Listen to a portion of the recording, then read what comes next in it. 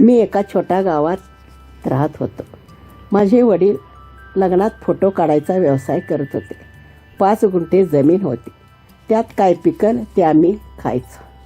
आम्ही 3 भावंडे, आई आणि वडील असा आमचा प्रपंच होता. त्यात मी सर्वात लहान होतो. आम्ही 3 भावंडे खूप हुशार होतो.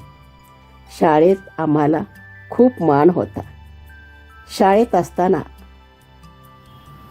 मी लहान होतो तेव्हा मला हातानं जेवायचा कंटाळा यायचा. म्हणून मी शाळेत डबा घेऊन शाळेत यायचो आणि बाईंच्या पाठीमागं लागायचं. बाई मला भरवा मनुष्य. 12:30च्या सुट्टीत बाई आम्हाला 4 विद्यार्थ्यांना हातानं भरवत होत्या आणि भरवताना मला खूप आनंद होत होता. मी खूप वर्गात हुशार असल्यामुळे माझे त्या खूप लाड करायच्या. मला त्यांच्या घरी पण घेऊन जायच्या. असे आनंदाचे दिवस चालले होते. इयत्ता मागून इयत्ता मी पास होत गेलो. 1ली, 2री, 3री, 4थी, 5वी, 6वी असा मी वरच्या वर्गात जात आले. आमच्या बाई रिटायर झाल्या. मी त्यांच्याजवळ रिटायर होताना खूप रडलो, कारण त्यांनी मला आधार दिला होता. त्यांनी मला जवळ घेतले आणि म्हणाल्या, विश्वास, तू रडू नकोस. पुढील शिक्षणासाठी मी तुला कराडला घेऊन जाईन. मला खूप आनंद झाला. मी सगळ्या मित्रांना आनंदानं सांगत होतो की मी कराडला पुढच्या शिक्षणासाठी जाणार आहे. पण विधात्याने वेगळेच लिहून ठेवले होते. बाई रिटायर झाल्या आणि त्यांना त्यांच्या मुलाने मुंबईला घेऊन गेल्या. मी खूप रडलो, पण माझे डोळे पुसायला बाई नव्हत्या. नंतर एका दिवशी मला त्या गाडीवरून सुपण्याला जाताना दिसल्या. मी पण सुपण्याला शाळेला चाललेलो होतो. मी माझे दप्तर भावाकडे दिले आणि पळत त्याच्या मागून सुटलो. बाईंना मी सुपण्याच्या शाळेत बसलेल्या पाहिल्या. मी पळत जाऊन त्यांच्या मांडीवर पडून खूप रडलो. त्यांनी मला प्रेमाने 4 शब्द सांगितले.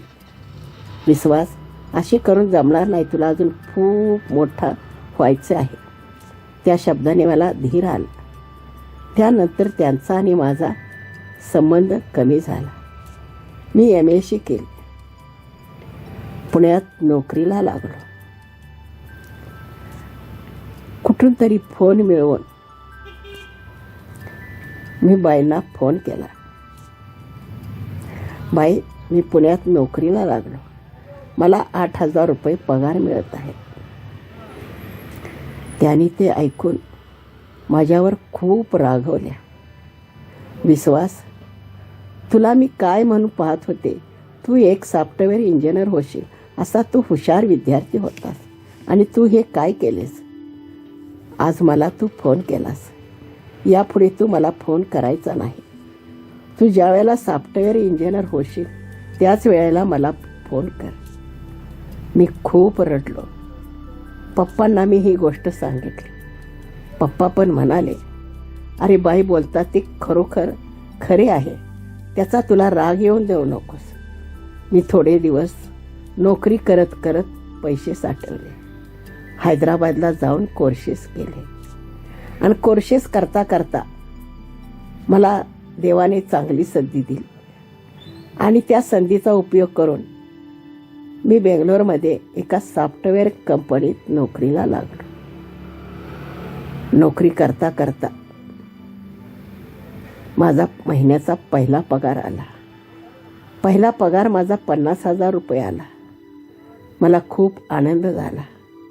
आनंदाच्या भरात बाईंचा जपून ठेवलेला फोन मी बाहेर काढला आणि फोन नंबरवर फोन केला आणि फोन करताना व्हिडिओ कॉल केला, कारण मला ही आनंदाची गोष्ट त्यांनाच सांगायची होती.